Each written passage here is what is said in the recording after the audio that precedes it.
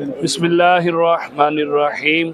इस वक्त मक्का मुकरमा में पैदल ज़ियारत का सिलसिला है और इस वक्त जिस ज़ियारत के लिए हम हाज़िर हुए हैं ये हरम के अंदर काबतुल्लाह के बाद मस्जिद हराम के बाद सबसे मोहतरम जगह है।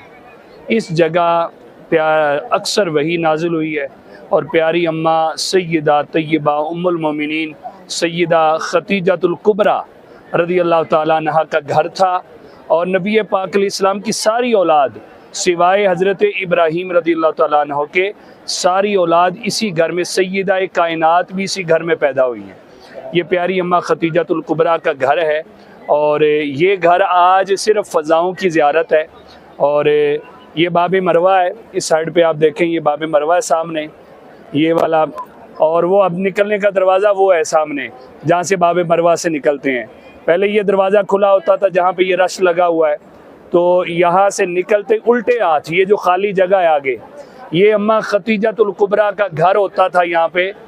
और सैयदा फ़ातिमा ज़हरा भी यहाँ पैदा हुई और सारी औलाद नबी पाक अलैहिस्सलाम की यहाँ पैदा हुई।